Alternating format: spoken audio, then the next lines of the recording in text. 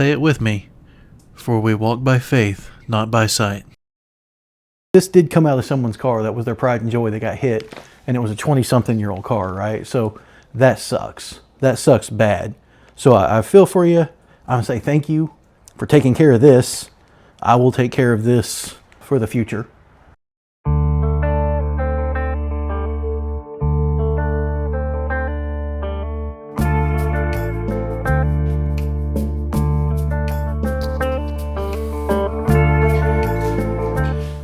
Oh my gosh, it's here. I'm excited. I don't show excitement well, but yeah. Is this knife enough for this? Maybe not. We'll see. I might have to get a razor blade.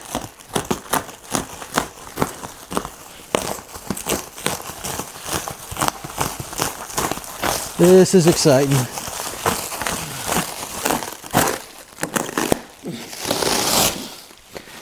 This is exciting. I have wanted one of these for many years. I don't know how the heck I'm going to lift it or like get it in the car, but I probably have to buy another jack and get some. Honestly, I might scoot it down on this pallet some and then cut the pallet off a bit and then lift the pallet up and put a jack under each side of it and just leave it on the pallet. That probably will work. All right, there's more plastic. What do we got? Yeah, let's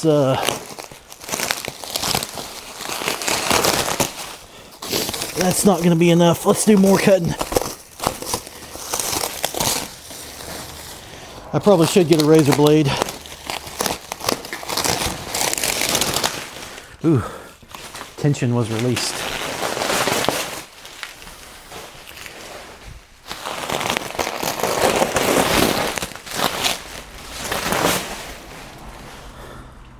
Supposed to be a drive shaft. There it is. Well, let's just start hacking at this stuff. Oh, mate, well, let's just pull stuff off, see what happens. Let's just see what happens. All right, there's a coil spring. Still got the orange tape from Ford. Man, that thing is clean. That is really clean. That's crazy. All right. Probably an original 01 spring. The 01s were a 470-pound. That's a shock. There we go.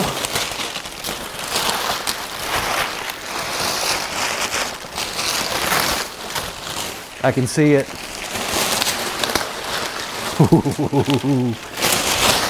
Okay. We're getting there. Dude, it looks good. These came with the oscillators.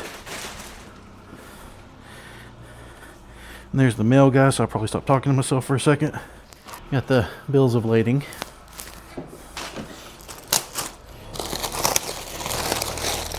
Oh, yes.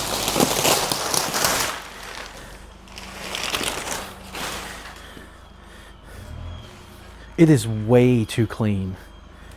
I know there was some bushings done on the front of it. The car got wrecked, right? And this is from a wrecked car, but I mean, I think this is still a factory. Oh, have these bushings been redone? Well, let me get the paper off of it. I'm getting a little in front of myself here. I might touch up some paint. That bushing's original. That's unfortunate, but that's okay. That's okay.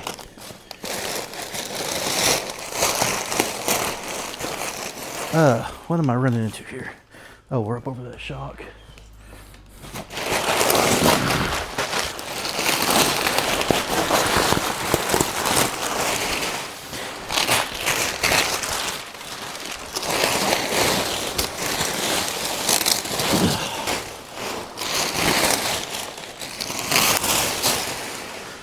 Look how clean this thing is. And when I say clean, what I mean is not dirty.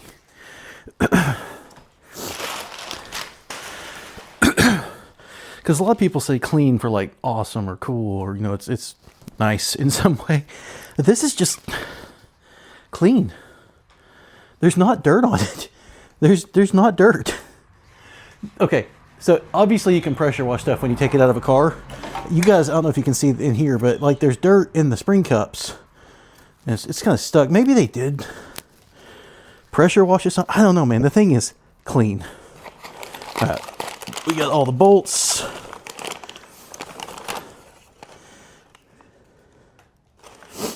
These bolts here go to these brackets. These brackets bolt into the car, and then that bolts here. These bolt into where the front, that rubber is kind of soft. Dang, I was hoping these bushings had been done too. These look like they maybe have been done. That doesn't look original. These are flat wore out, so I will probably be changing some bushings before I put it in. Yeah, so excited. Alrighty. Oh, those metal bands. I'll just leave those on for now. This goes... Isn't there a hole right here? Okay, that's snapped off. Is it? Or... Yeah, I'll have to drill this out and tap it. There's a bolt, a little nut. Or yeah, there's a little bolt that goes through right here. On the spring perch to hold... This right here gets held here. And it's snapped off. That's fine. I can fix that. That's not a problem.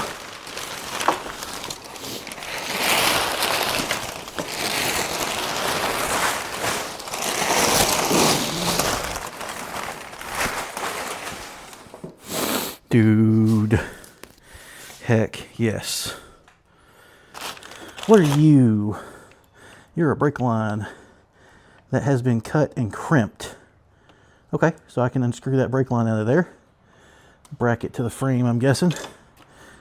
Sway bar end links are toast.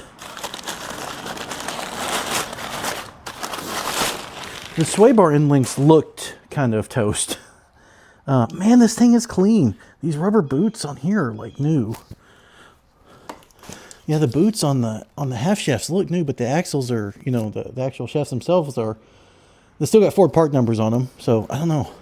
Maybe this thing was just kept in a garage. Is this a factory shock? I don't know. I can't see any part numbers on the shock. I'm looking. Oh, there we go. There's one. Motorcraft. So it's either a OE shock or a replacement shock, but basically factory. The car was supposed to have 110 to 120,000 miles, somewhere in there. I think they said like 119. I don't remember for sure. The brakes look stupid good. He had some spacers on it, I'm guessing, so they could run some different wheels and not hit this bolt here. I'm going to get not just the shallow head bolt, but I'm going to get the one from Maximum Motorsports. That's the rounded head. Use a torque socket on it. Yup. Sway bar end links are going to get replaced while it's out, because why not? I got a little bit more money to play with. I am so stupid excited. Oh my gosh, I can't believe how clean it is. Like, I don't have to clean this thing up. You know, something a person can do is the Ford rear end cover here, because the cover of the differential is a stressed member of the thing. And you can get a different bracket here from like Full Tilt Bogey Racing, FTBR, as I'm going to say, because that's way shorter to say, and Ford Racing cover. If I just did these and these with the polyurethane, that will lock the frame of it in place a lot more. And then if I leave the rubber, it's going to give me some ride compliance. I don't know what Maximum Motorsports is going to suggest on my spring rates yet. I've given them like a very big breakdown of what I want to do with the car, my my driving style, my driving history. A lot more sim racing than real driving, but a fair amount of real driving too. These rotors look good. There's no lip on them at all. Heck yes. So one thing, I'll bring the camera over and show this. Wrap this up out of the way here. Oh wow, those are hard as a rock. Those are probably Delrin.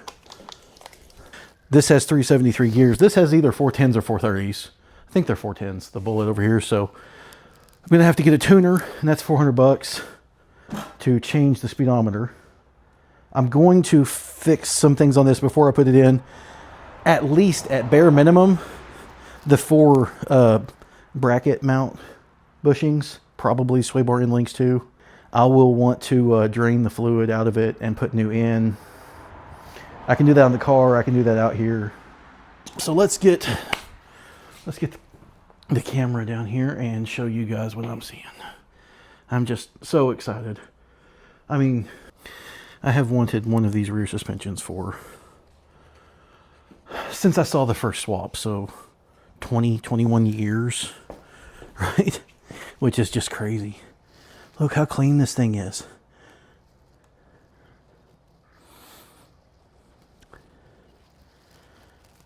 Obviously, yeah, those bushings probably need to get replaced. These here are, I'm assuming, Delrin. I don't know for sure. We got the Maximum Motorsports sticker here. Some stuff's been done. Like this bar, I think is Maximum Motorsports. This cross brace, I'm pretty sure is theirs. So that's good. Stronger bar there than the old ones had, and then the bushings right there. So that would help with the wheel hop. Of course, I mean, I'm not going to have... Maybe I'm wrong. Maybe I'll have a ton of wheel hop, but I've got 265 horsepower and a 373 gear. So I'm not expecting... I also don't launch the car, right? It's all there. I got shocks. I got springs. I got the drive shaft still there. So I could put this in the car. My spring rates front to rear would be atrocious at that point. They would just be awful. Because there's the wheel rate, and then there's, as it goes through its thing, and as the wheel goes up and down, and then the sway bar impacts it as well, and you get what's called a motion ratio. It's drastically different on the Cobras, obviously. Every person I ask about this, I'm like, hey, I see the live axle cars have a softer rear spring, and I see the Cobras have a stiffer rear spring than the front in terms of the wheel rate. Trying to understand how those, obviously not compare. I'm going to try to understand, what rule of thumb, like how much should that wheel rate be higher in the rear on the Cobra, because there's going to be a rule of thumb that they use. And everywhere, Facebook posts, and for Maximum Motorsports directly, I'm just getting like, well, you can't compare live axle to an IRS. I'm like, I'm not. I never did, never implied that. I'm not an idiot. Like, it's getting frustrating.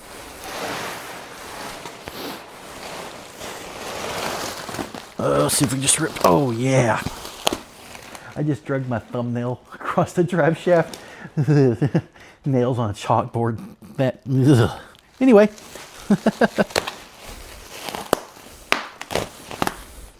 Almost hit myself there in a bad place. Drive shaft out of a 21,000 mile car. Not a bit of rust on it. I don't know if you guys can see it, but it looks good.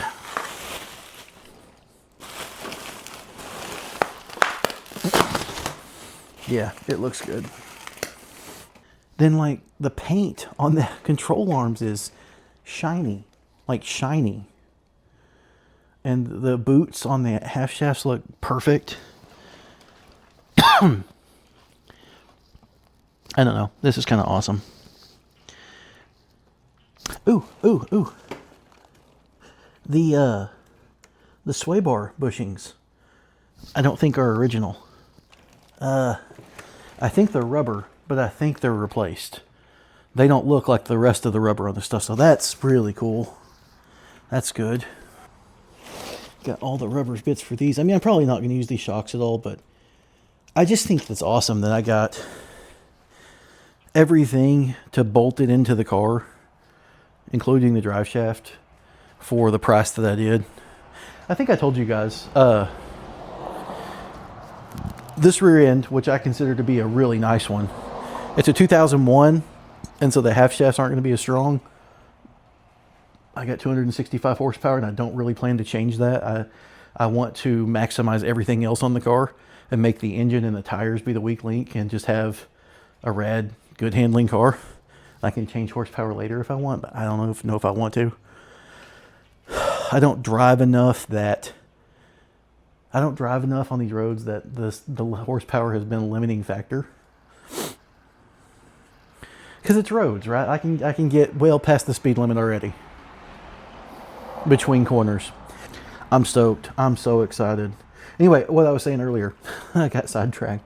I think I told you guys the rear end, which again I consider to be a really, really nice one. Really good shape. Yeah, it needs some bushings, but it's got 373s. It's got long wheel studs. The brakes look amazing. I haven't looked at the brake pads. It's got a lot of brake pad on it. The brake pads look almost new.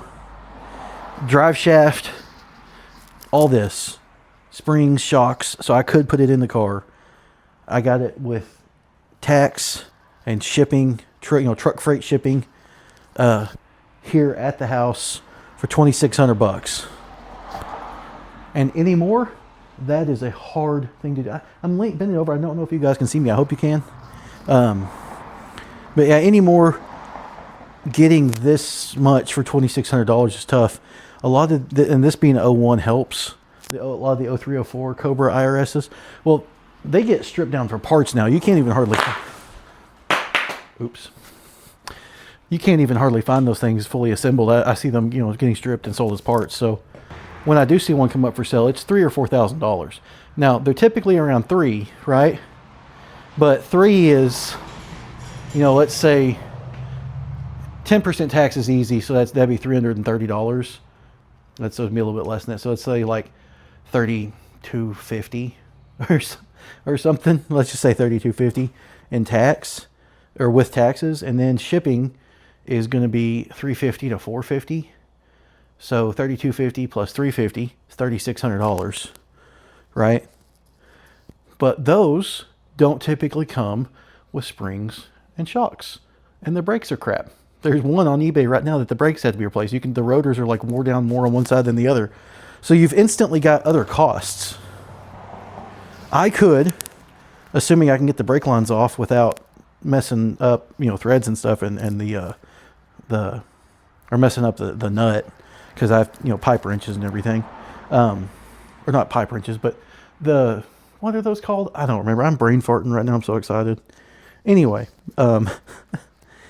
yeah, you can't get one for this anymore. What I had been looking at is like, it was going to be $5,000. If I got the typical IRS rear end, it's probably going to have 355s, which would have been fine, but 01s typically come with 327s in them, right? The 0304s have 355s. And 355 is kind of what I wanted for this car. Kind of not, I don't know, I wasn't sure. Definitely not 410s. 410s is too much. Some people are like, oh, you can find, I've driven mine for 100,000 miles with 410s on the interstate all the time, and I don't care that it spends 3,000 RPM. I'm like, well, that's good for you. I do care. I don't like it. I would like the RPMs to be lower. So 373 is going to be perfect. I'm extremely happy with that. I can't get over how clean it is, how good looking it is, how nice the rotors are. It's already got the extended wheel studs because, well, I don't know, they're up here, but I'm not going to grab one right now. But I was already going to run 5/16 rear spacers to bring the wheels out just a little bit because, yeah, it looks better with these rear wheels out. Just a touch, not much. Yeah. This is great. This is stinking great. I'm going to leave a lot of this in instead of cutting a ton of stuff out, but like, enjoy this with me, guys, because I've wanted one of these for 20 something years. I've never had the money to do it. I remember when these were $800 or $1,000 with springs and shocks. And still, I was like, I didn't have the money at the time. Like, finally now I'm 41.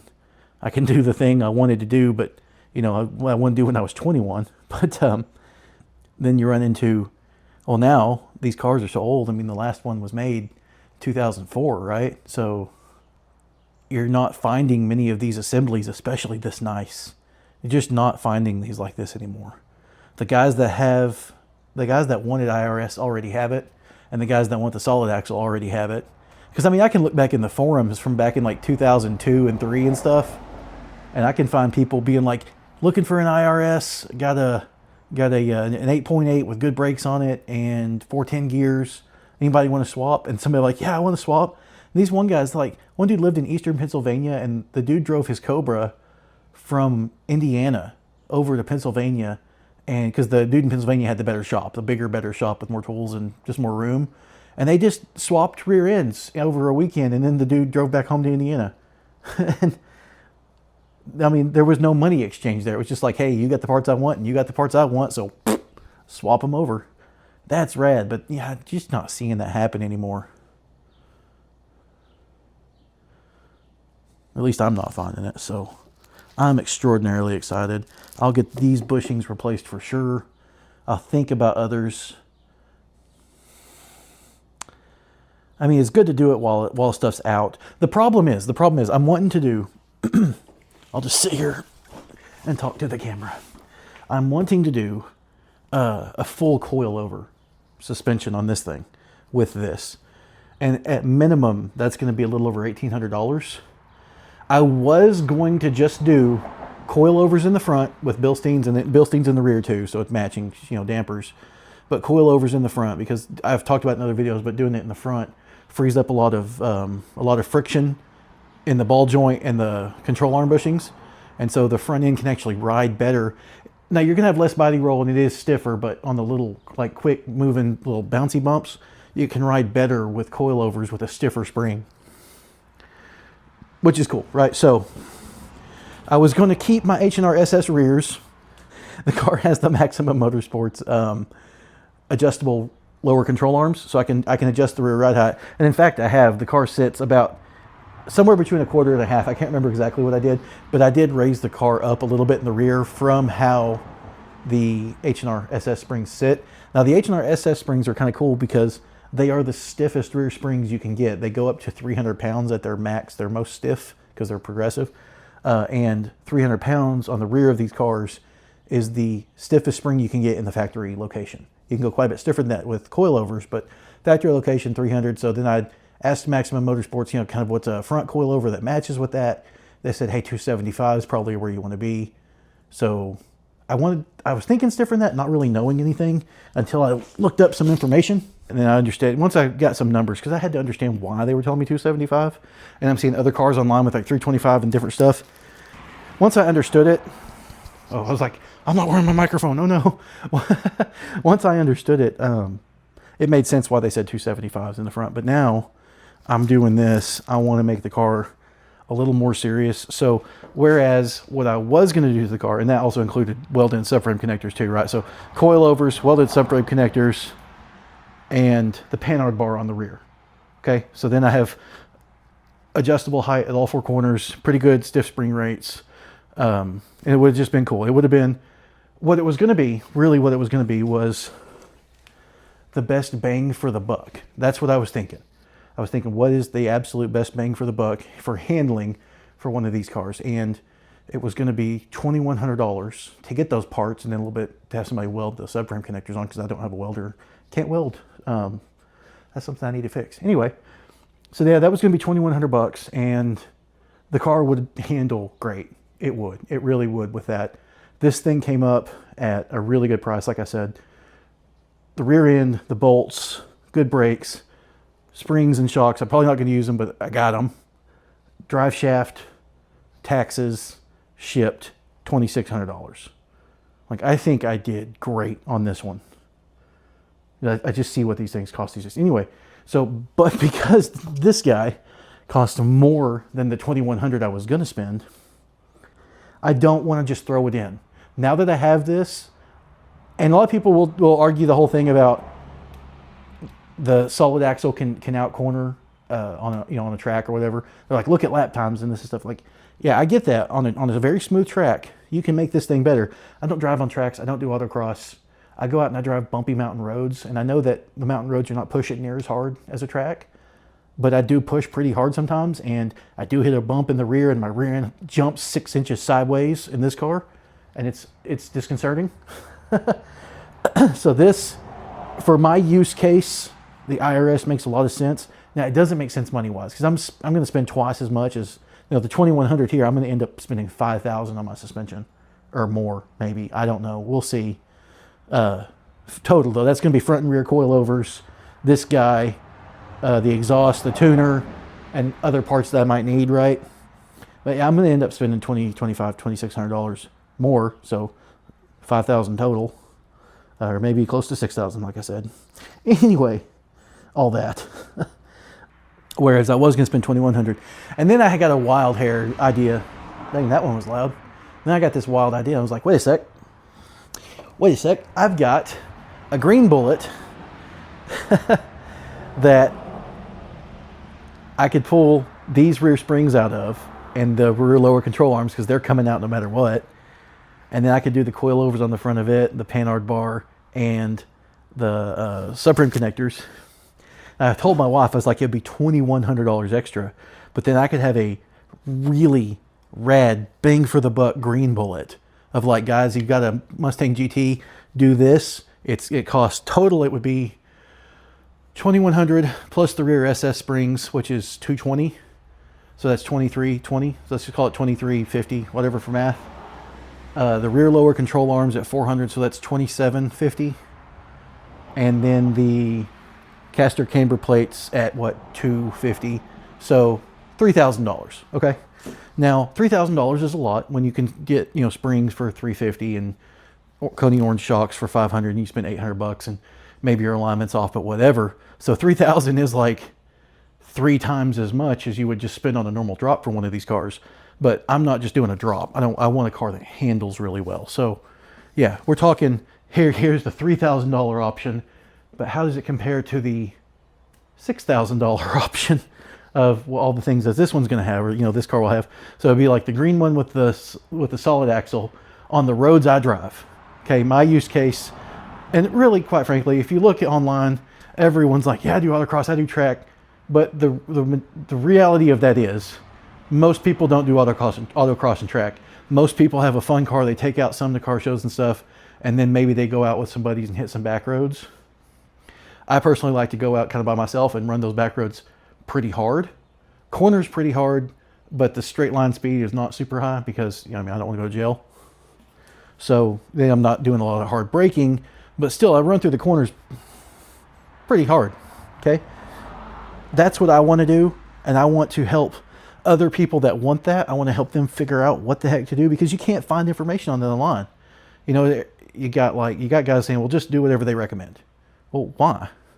Why should I do what this person or Maximum Motorsports or Steeda or Full Tilt Boogie Racing or Griggs or Kenny Brown? Why should I just do what they recommend? That's not me. I'm a contrarian, I guess. But I got to know why. I got to know the reason behind things. I got to understand why I'm doing what I'm doing.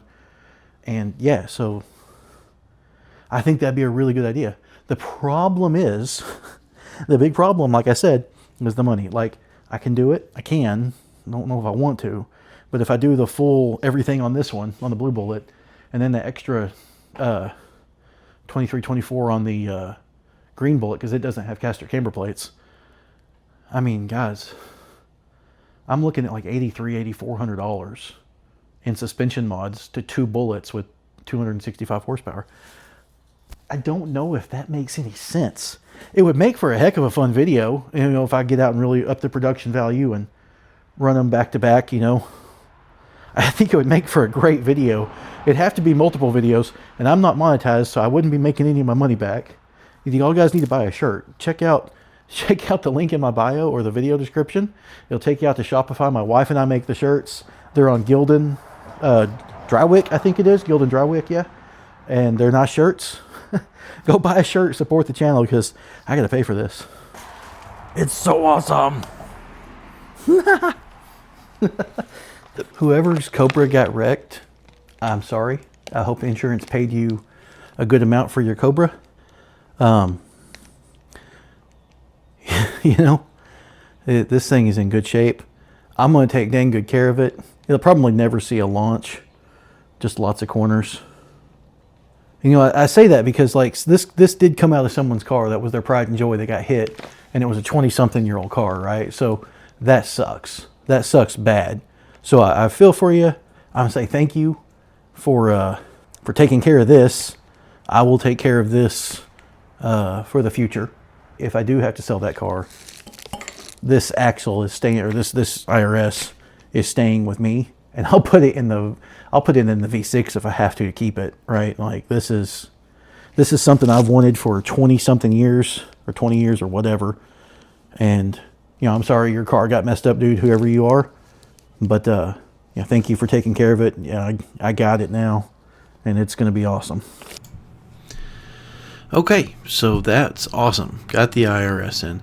It's going to take a little while to put it in the car. I'm probably going to make a video that is just changing out the bushings and then just pulling the rear out and then just putting the IRS in, because I don't want to cut through all that really quick. And I could, and it could just be one nice concise video, right, about, hey, I put the IRS in the car. But I don't want this to be about just me and what I did to my car. That's not why I'm making these videos. I'm making these videos for your entertainment and to teach things too.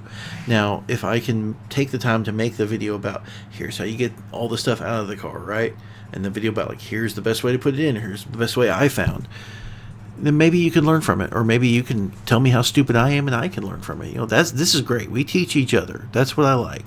You guys teach me things, I teach you things. I'm not the best mechanic in the world. I'm decent, but I'm definitely not the best. So yeah, we can learn, and the videos will be split up because of that. What I'm probably going to do is go ahead and when I get the coilovers in, I'm going to install the front coilover on the Bullitt and then go test drive it like that.